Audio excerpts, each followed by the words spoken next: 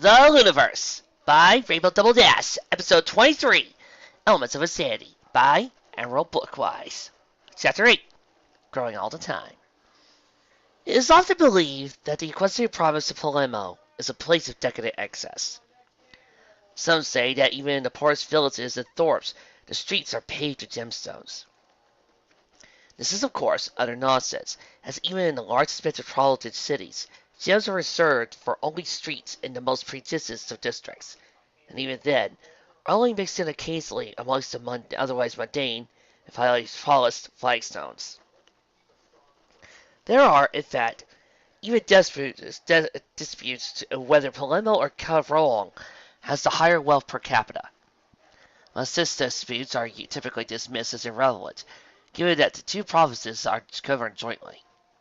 What is undeniable, however, is that Palmo is a place where the opulence of wealth is always on prominent display, and no place is more true than that of the capital city of regroup. At the train station, steam billowed at the arrival of a midday train. The doors opened and passengers disembarked. Ponies of all types, plus the occasional donkey, cow, or even griffin. Amongst such a diverse throng, it would be difficult to pick out any singular individual, well, except perhaps for one. The massive white-coated Pegasus, however, was entirely oblivious to the occasional stare, but a smaller traveling companion was by far less carefree. Twilight Sparkle still felt ridiculous, with her dark blue mane styled into a wispy pink straight perm. More so still, she felt utterly exposed without the cloak that had become her standard apparel since first going on the run from the law. Still, so far so good, as no pony had recognized her. Yet. Unicorn had been a nervous wreck ever since boarding the train. Her hulking white compatriots' lack of conversational skills had done little to distract her from the relentless dread that her cover would never hold up under scrutiny.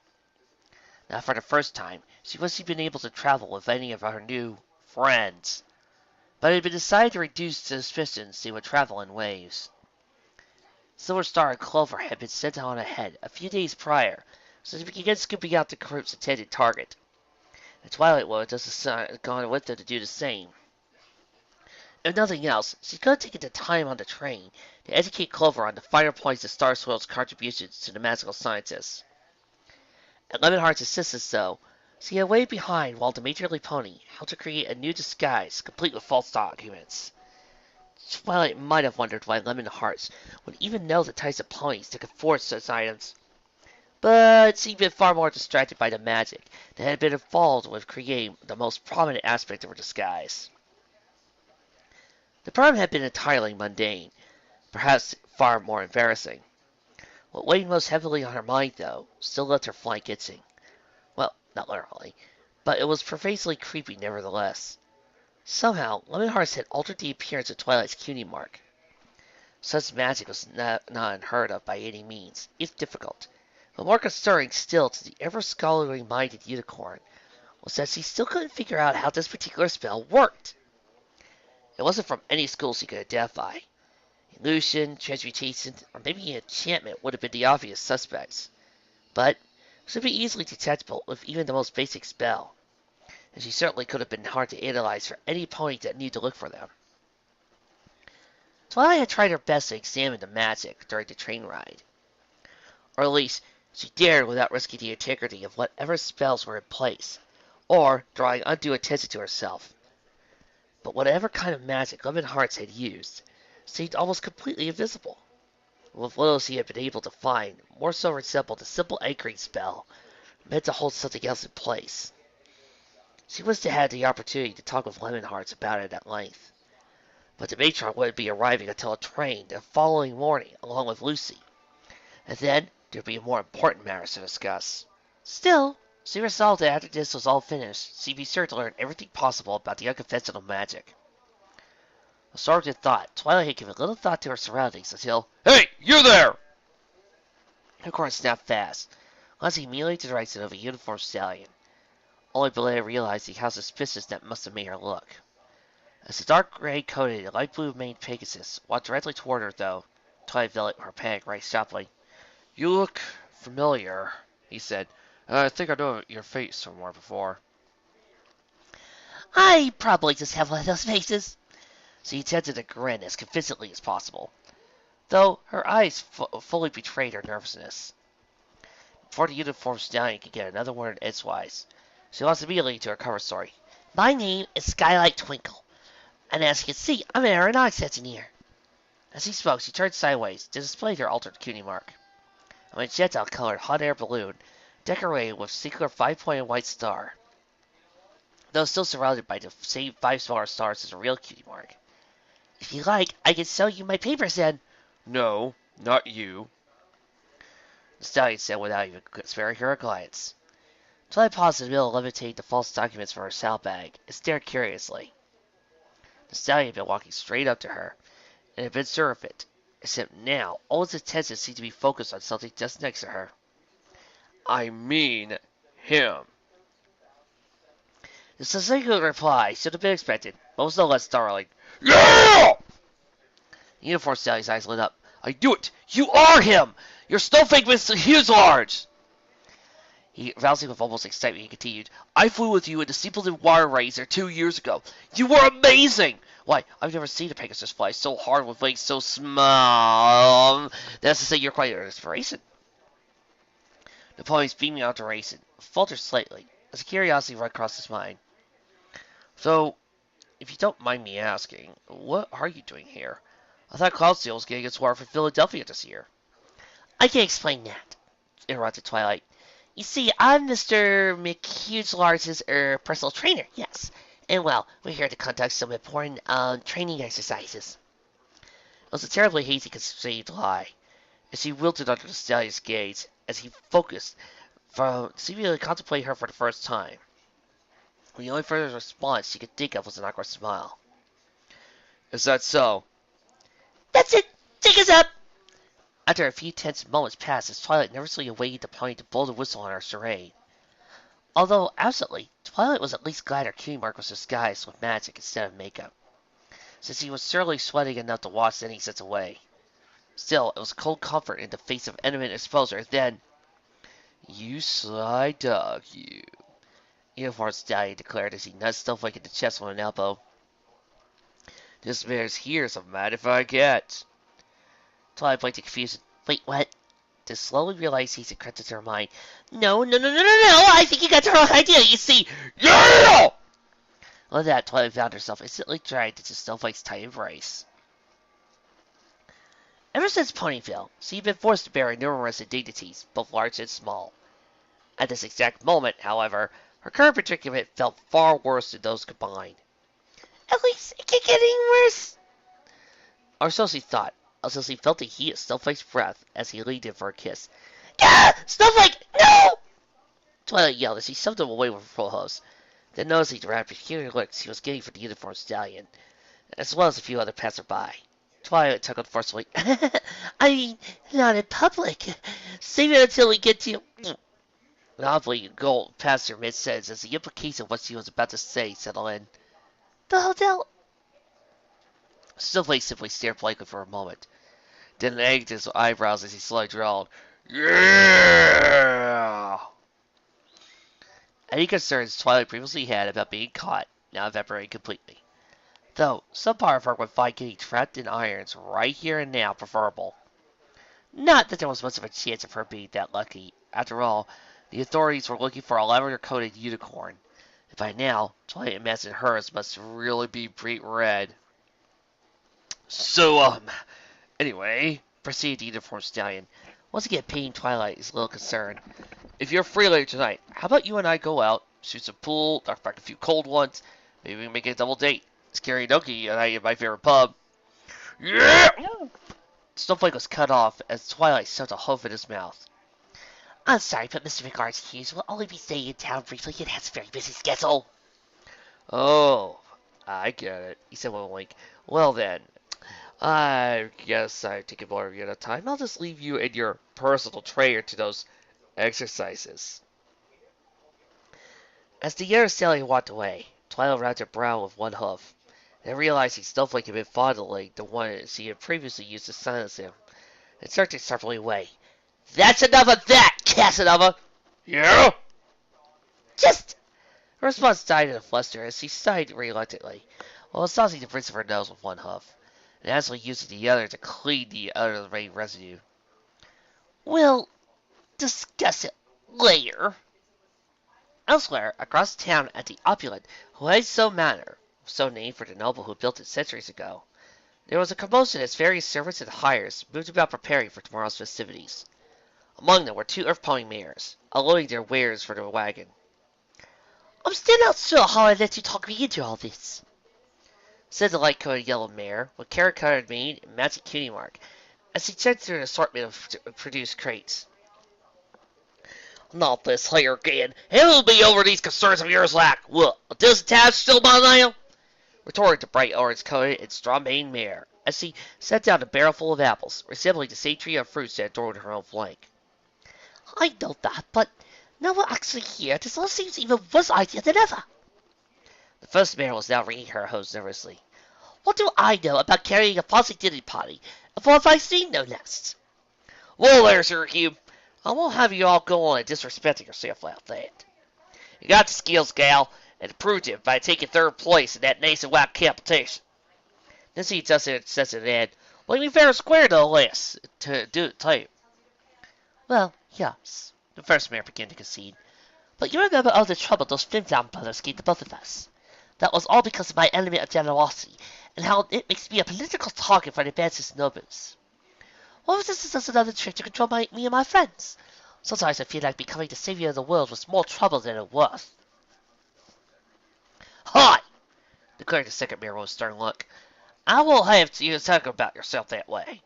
What y'all did was a great thing, and don't you ever go thinking otherwise. Besides, like you said, this here's a fast rate we're talking about, hosting this Sunday. That's as high as it gets, sort of Princess Louis herself. No reason to go and spend an opponent who's already got more wealth and political power than you and me, and ever dream of to be playing during games. First mare went back to the wagon for another crate as she considered. I guess, but nothing. I'll tell you. It ain't even like you're the old pony that got done fine for this job either. Both the other teams that fans ahead of y'all for that competition are here as well. So just face up to the facts that you would have been here if it weren't for that fancy elemental harmony of yours. Besides, if it were otherwise, y'all be here to watch out for your best interests, and I ain't gonna let no pony take advantage of you. She set down another crate, and making sure the contents were intact. The first mare replied half sarcastically, and here I was, thinking you only convinced me to let you be my partner, so you could promote the Apple Trust. Hi there! Retorted the second mare as she sat down and cranking her own. I ain't nothing like that, and you know it. And since your farm's too small to have enough product to carry to an event like this, and all your new union buddies are too busy installing them new irrigation systems you want for 'em. This here ain't got nothing to do with the trust, and my kid from Hoovington would have had that part covered anyway. This is about making sure Polyville gets the recognition it deserves, and there's one thing my aunt and uncle from Manhattan taught me. It's how to make a good impression on the hoity-toity society taps. Well, I suppose that makes sense. Suddenly, she lost her balance, was helpless to prevent the next crate. She just lifted from the wagon as it hurried towards an imminent crash, only to stop short. The mare grazed over at the brown hoof to steady the load, and the mustachio stallion that was attached to it. Careful there, mister.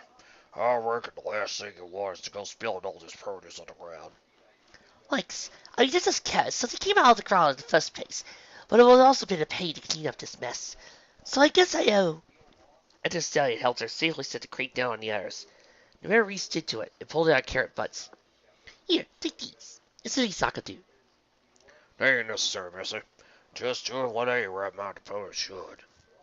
The other mare interjected.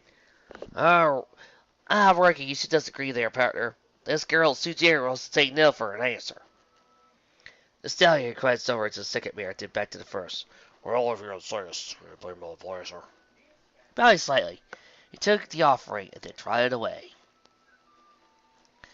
A gray-coated mare with a short, curly green mare smiled coyly at her compatriot as he returned.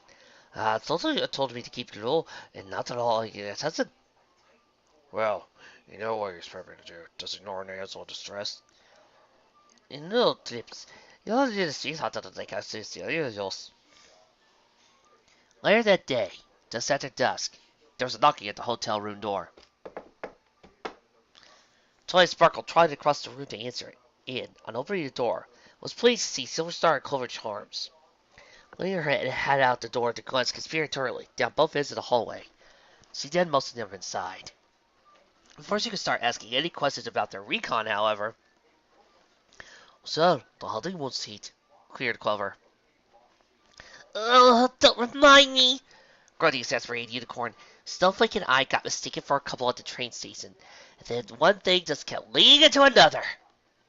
Then, glaring at the overly smug Pegasus, who was reclining lazily on the plump, overstuffed velvet sofa, she added, "And it certainly didn't help matters that some pony got a little carried away with the act." Snowflake seemed to be fading to hurt. Or maybe he actually was. It was always hard to read your emotions. "Yeah?" "I swear, if I knew how annoying he could be, I'd never put him on my list." "Ah, you shouldn't talk this way, James," said Clover with concern. "Although we're not supposed to be friends." See, then, sitting to a teasing smirk. "Besides, I think you and Flakes here could make a good couple." "Please, Lucky, I'm in no mood to be teasing. Who said I was teasing?" Any retort, however, died on Twilight's tongue the moment she opened her mouth. Snowflake wasn't the only member of her would-be band of friends that would be insufferably irritating. No matter how hard she wanted to at times, Twilight just couldn't stay mad in the face of Clover's infectiously unyielding positive attitude.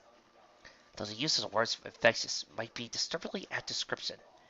Even if Twilight didn't care for the teasing insinuations, she knew the Earth Pony never meant any offense by them. Besides, wasn't that what friendship was about? Putting up with all those little inconvenience nuances because you all have each other's best interests at heart? Not for the first time, Twilight considered her own motives. When she first concocted this plan, she only cared about finding avatars worthy of embodying the principal first use of harmony. But, one by one, she come to care about these ponies. Silver Star, who was the first pony to take her plea seriously, would give her a metaphorical shoulder to cry on. Becoming the pillar that anchored her and gave her the strength to persevere. Then Clover, who had never been on her list, but taught her a valuable lesson about looking past the superficial and see what it was the element virtues truly meant.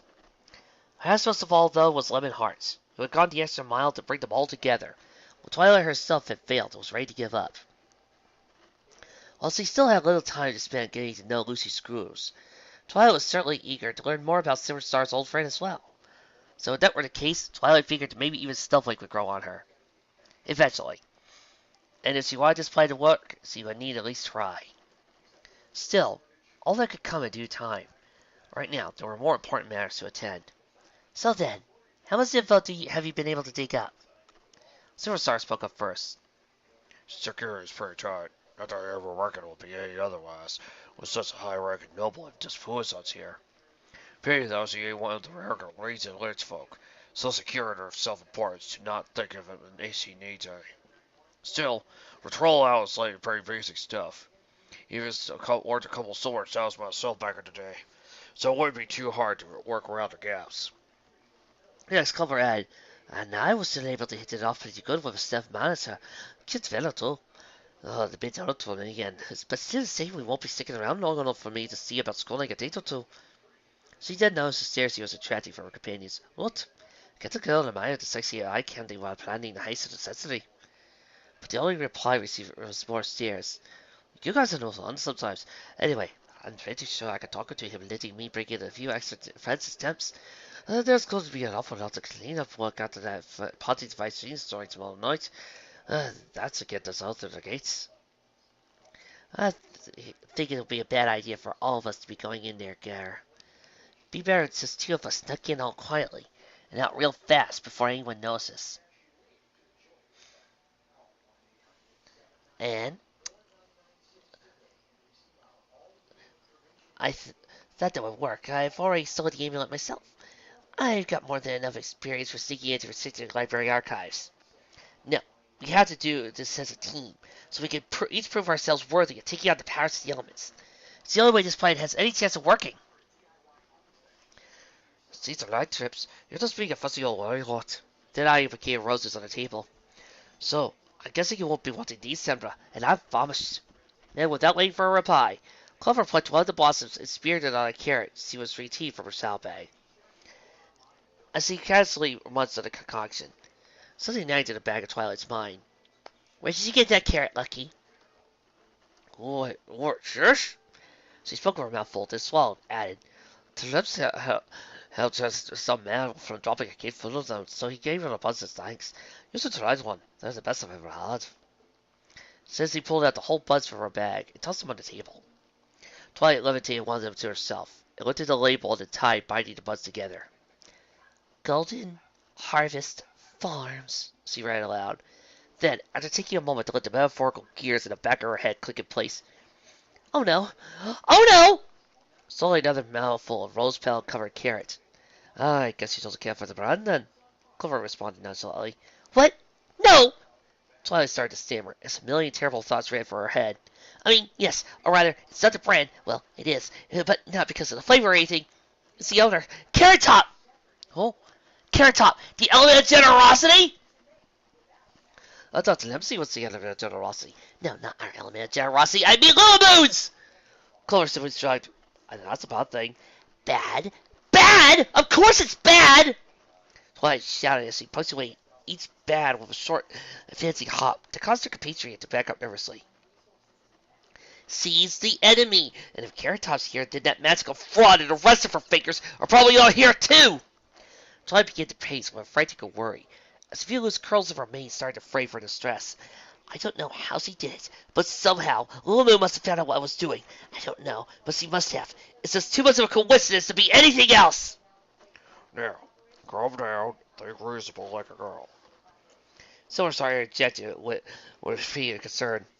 Just because these carrots come from the farms, don't mean that this Carrot Top herself is actually here. I bet there's produce that's been purchased from all over for that party on this tomorrow. Twilight breathed an awful sigh of relief. You're right, it's probably nothing. Everything will be fine. It will all be fine. Yet, just as this crisis will pass, the panic came along with one great wave. But what if you're wrong? Quick, tell me about this berry you help. About Clover's aids, Earth Pony, Light Yellow Coat, exceptionally well-groomed color-coded maid. Chris from One Man's Pony Ramblings, favorite pony. Her own namesake for a cutie mark? Silverstar sighed. Dragon was about to say, Yeah, I reckon that was her all right. I knew it! I knew it! Twilight chimed in, equal Primer's triumph and worry. Ooh, but what are we going to do now? If Trixie's really on to us, we need to revise the plan immediately, before she can try stopping us! Look, maybe it ain't as bad as all that. I reckon it does look mighty suspicious. Like, quinky things like this here really do does happen sometimes. The expression on Twilight's face, however, didn't seem to be buying in that. Truth be told, Star wasn't sure if he did either, but still. Even that Trixie girl really is onto us all.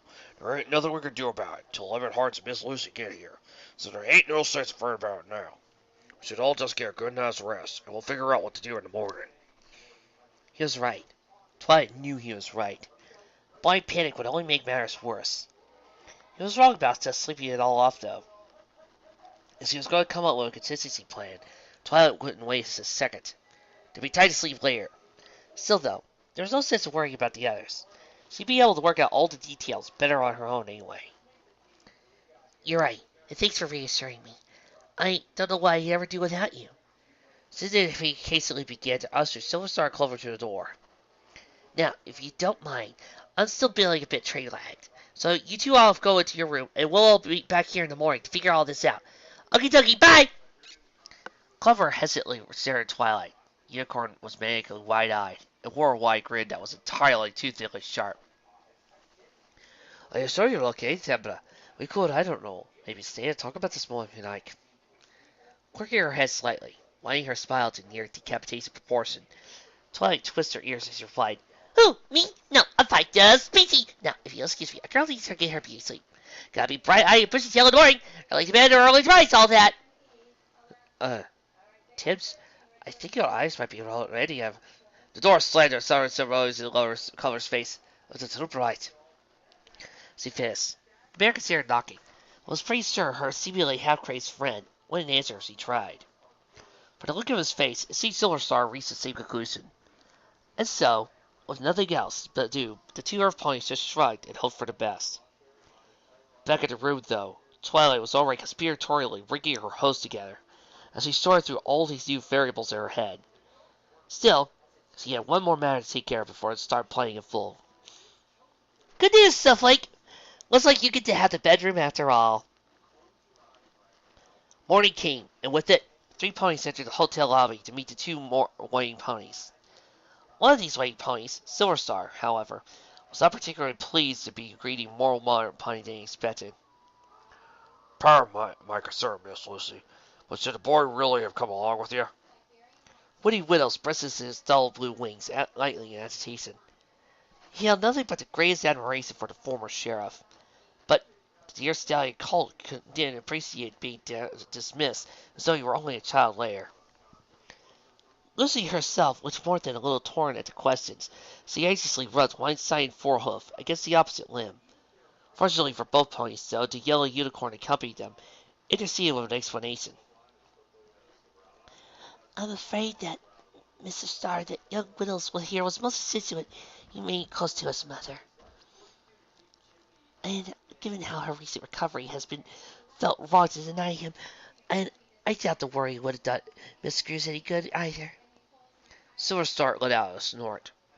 Well, I suppose I can't follow him for being his well-meaning son, but this really ain't no chance for children to be involved in. Bad enough any of the rest of them had to be involved for either, for that matter. With one last ruffle of feathers, Woody put aside any disgruntlement. Look, I promise to leave everything to the rest of you, but if my mother's going to become a hero, I want to be close enough so I can be the first to congratulate you. And her... Seraph. There it was again. That boy's unshakable notion of clinging to the pony he mistakenly thought Silver Star still was, or had ever been. Despite his protest, though, the old trail-worn pony couldn't bring himself to disavow such useful hope, no matter how it misapplied. At least he could maybe use it to help keep the boy out of trouble. Well, alright then, but if you're staying and you do so under my terms, you got that, young man? Yes, sir, sir. The statement was punctuated with a quick salute and eager smile. Alright, first rule, you stay in your room. Second, don't get out on your own until this is all over. Lastly, first sign of any trouble, you ski out. Look good. But don't waste your use your work. Go out the window if you have to. Then take the first train you can out of town. Don't you ever look once back or hesitate. Woody's sidelong glance to his mother betrayed his concern. The Silver Star gave him no time to protest. Don't you go worry about your ma here. I promise it comes sun's fire, when it comes frost, I won't let anything happen to her. But if I'm going to do that, I need you to know that I won't have to worry no about you. And I'm sure your mom needs to know if it's just much more or not so. Woody looked in concern, but stood straight. All right, Sheriff, I promise. But you promise me, not just that you'll keep her safe, but you'll keep yourself safe too. It was Silver Star's turn to hesitate. Could he really make that kind of promise? Could he trust the boy to keep his own if he did? Alright then, Woody, I promise. On your honor? The old pony wasn't sure he had any left, but On my honor. with the matter settled, Lemon Hearts checked the 3 new arrivals into the room, giving Woody the key and sending him on his way. The remaining 4 ponies then went to meet the rest of their comrades in the honeymoon suite. A host started to knock on the door, only for it to open immediately, as the occupant had been waiting impatiently for their arrival. Come in, take a seat, every pony. We've got a lot to discuss. As the group found a comfortable spot to settle down, Silver Star and Clover exchanged nervous, if reassuring glances. Twilight's mane was an absolute mess, and her eyes were a bit bloodshot. The 2 other ponies weren't sure she actually gotten much, if any, sleep as she advised. If nothing else, though, she seemed solidly more calm and collected than the previous evening. So, then, Lemon Hearts, Lucy, I don't know if you've been informed yet, but a snug has developed in our plans. Yes, spoke Lemon Hearts. This Carrot Top. I do agree with Mr. Starr that coincidences do sometimes happen, but this is nothing to worry, nonetheless. Exactly, which is why we have to move as quickly as possible. See, I figured it out. It seems to what I've been up to. There's no way Trixie could have known exactly what I'd be up to it, so Sierra cohorts are probably all watching out different spots around Equestria. Now, maybe we're lucky and Carrot Top only knows to be looking for me, but there's no chance they've actually learned about the rest of you. Then, after meeting Silver Star yesterday, she could have actually called the others. Silver Star parted out loud. That seems to be an awful long guesswork there. Maybe, but the stakes are too high and we can't afford to take any chances. We may only have a brief window of opportunity to work with, and that's why I decided we aren't going to wait until after the party. Instead, we're going to get to the amulet tonight and perform the ritual right here in Puas's vault. The state of the room fell into a stark silence, and that brazenly bold declaration would be an understatement. Uh, um, faltered Lucy, hoping someone would speak up for her instead. Well, that is... Alright, you sure that's a good idea? Seems risky to me. She's right, Twi. Asked Silver Star. It'd be a better call if we just lay low for a week or two. Maybe split down, come back later when the heat is off. That won't work. If that Thrawn has traced me this far, she might be able to figure out what it is we came here for. And then, get Puasis to remove the amulet somewhere else. It could take us months to find it then. And wherever it might be, Lunamu would probably only be close by waiting for me. No, we have to do this now. It might be our last and only chance. After a long pause before this time, Luminheart spoke up. Alright then, I agree. Better now than never. But this will require further alterations to the plan. We can't all just show up as once as new servants. That would be entirely too suspicious. Instead, I think I'll pull in a few contacts and test myself as a date for one of the guests attending the party. That should also help me attend to the other matters Miss Screws brought here to my attention before our arrival. The detail Lucy seemed to take a moment to correct the revelers. Oh, right. Security spells on the vault door. What about then? I've broken into some of the most secure archives in Equestria, boasted Twilight. I'm sure there's nothing I can't handle. Maybe, but you... I was part of the construction team that did renovations on this estate a few years back.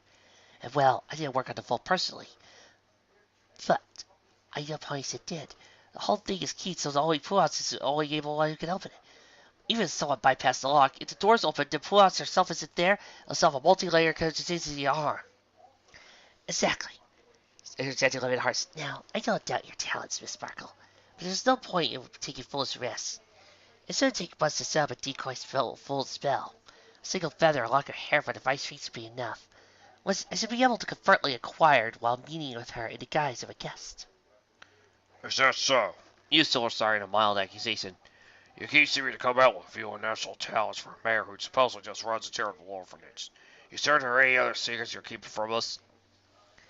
Mr. Star, I appreciate your diligence, but I assure you that I am nothing but fully committed to seeing this plan through. Besides, I'm hardly the only pony here that is more than what they seem at first glance, unless you forget Miss Sparkle, or even yourself. I suppose you make a fair point there. Despite his words, though, something about Luminheart's been increasingly rubbing him the wrong way. He'd always been good at reading ponies, but the best read he could get on Luminheart's was that he actually had a very good poker face. Now, that didn't mean she was hiding something malicious. It could just easily involve some more personal shame. Also, so far, you could tell nothing was she had no bold-faced lies, but she wasn't entirely truth either. He didn't want to suspect her of such things. She picked Lucy, and nothing else, and for that he'd always be grateful. Still, now then, proceeded Luminheart, he listened to Silver Star's contemplativeness, or perhaps attention trying to distract him from it. That's all settled. Let's move on to who else will be going to the front door with me. She did continue to the side-colored elf pony. Lucy, dear, you also mentioned to me your former husband was a long-standing financial broker for the nobility. I imagine he heard a few favors that could call on such a case as this. Lucy considered that for a moment. Yes, I suppose so. And actually, come to think of it, I think Puss herself even extended him an open invitation to attend any function she was hosting. But I don't think I can impose on that, especially not on such short notice. Nonsense, dearie. You are a widow in mourning. Bouchons can't possibly turn you away without losing face any other noble that did business with your lost husband. The imposition might be that you are put out of future good graces, but we only need the opportunity of this single night. Then sweeping our eyes across the other gathered ponies. Of course, so, it won't do for all of you to attend alone. You're going to need a date, and I think Mr. Star here can fill that role admirably. What? Both Silver Star and Lucy exclaiming in innocent, only to just as quickly shied away from each other's gaze. Lucy was first to break the brief silence that followed. But I thought I was supposed to attending as a widow in mourning. Yeah, and there's no way a dusty old trail pony being like me would fit in a bunch of fancy nobles at a formal ball. And Silver Star, please leave the matters of the heart to the expert here, dears. Sorry, Luminheart suspiciously. A tragic hero of a lost frontier colony called to console the widow of the stallion he failed to save, only for the two to fall for each other. Why, it's all too perfect. It will speak to every pony's romantic sensibilities, no matter how repressed. They could try, yes, but still something others will believe because they want to. Silver Star stood there uncomfortably. At the nose in which he had been close to truth. Lisa's own fanciful desistance. Maybe, but, well, me and Clover have been playing the part of service for the past few days. So, what have I been recognized? Oh, don't worry about that, Mr. Star. Do not underestimate the significance of class and station. No pony would even think to connect a servant with a guest. Besides, after I'm done giving you a proper makeover, not even your own parents will recognize you. Silver Star didn't really have time to worry about or rejected such a procedure before. Wait a minute, interjected Clover. So we're listening to all this because apparently Tenma thinks it's so much a coincidence for that counterpoint to be here, but Lucy just so happens to not only completely have inside knowledge about the estate we're breaking into, but her dead hubby was also buddy-waddy enough with the nobility for her to just waltz into a fancy ballroom party. Isn't that just a suspicious coincidence? Lucy visited nervously. Well, I only got the job working on the estate renovation because of my husband's political nexus in the first place. For once, it's the first or last noble I ever got to do carpentry for. Still, it seems a bit inconvenient to me. I mean, it's not like Templar even told you yourself. Trixie did. But none of us knew we'd be breaking into some noble's estate until after we met Lemsey's office. I know a thing or two about the luck, and when something seems to be awfully too good to be true, it usually is. For that matter, what was the pony as important as you, or your husband even doing it out in a mild west when Trixie met you in the first place? By now, Lucy was visiting to increase the full-blown trembling. My husband, he does do financial work for nobles, but corporations true, like the Apple Trust. When I heard about the frontier colony you were starting up, I was just so bored of always working on stuffy your own manors for fussy nobles. I wanted something new, something exciting. All my life I always played it safe, but I didn't want to ever not see the world either. So I begged him to take us out there. And then everything went wrong with those natives. There was all the fighting and me. All I could do was hide like a coward. In the end, my husband, and it was my fault. I should never have dragged him out there. Woody too. Maybe he had also been. We all just stayed here in Equestria. Strap Mare was breathing heavily. It seemed on the verge of bolting into a panic gallop. But the worst part wasn't even when my husband died. Before all the fighting. It started when we first arrived, because I... That's enough, Clover. Exclaimed Silver Star as he stepped between the two mares. If you got beef to pick it with me. Leave poor Lucy out of this. Clover hesitated, but before she could figure out what to say next, allowing her hoof on her shoulder drew her attention, as Twilight interjected with her own opinion. I don't think it has anything to do with luck. It's serenity. Besides, you don't honestly think that either Silver Star or Lucy have some ulterior motive here. I'll admit, I'm still new to this whole friendship thing, but if Lemon Heart thinks they are good ponies, surely you aren't doubting her, after all the efforts she put into bringing us all together in the first place. A moment's silence passed as Clover contemplated it all.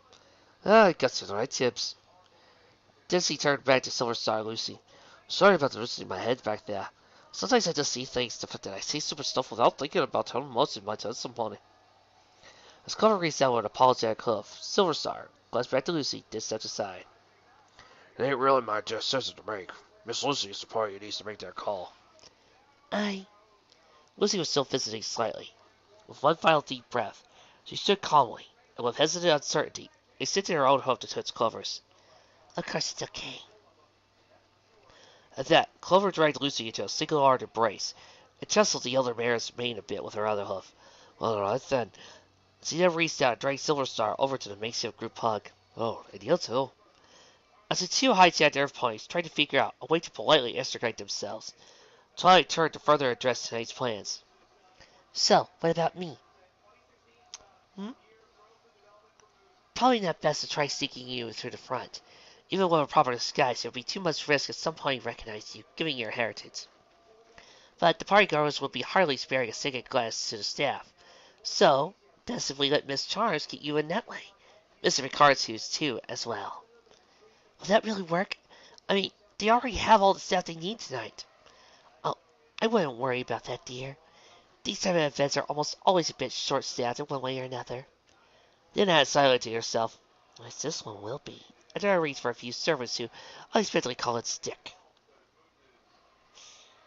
Excuse me? Said the tout stand, or as a color who's so staff matter. You'll hunt me. I'm sick of it. All of it. And I quit! The orange color and pink friendly mare to what typical varieties. But please, sir, you always love your job here and always be happier than anything else in the world. Well, that was then, this is now. So now you can take the sun-cursed job and sell it where the moon don't shine! She emphasized her words with some rather explicit gestures. What do you think ponies flipping somebody off is? Raising their right forehead and then placing their hand over it? But you can't quit without notice. He tried, insisting. Despite desperate to salvage the situation, especially not tonight of all nights. It was all for naught, though, as the mayor was already heading to the door. That's your problem, bud, not mine. I'm through with it.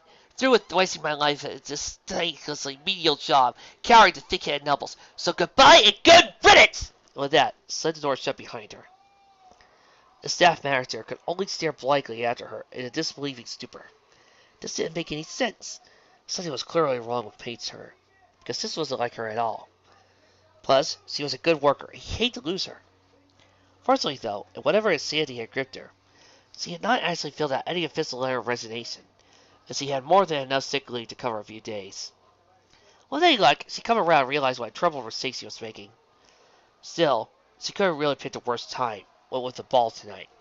It didn't help that several other parties were also down with an assortment of ailments. Or a few that just hadn't reported at all today.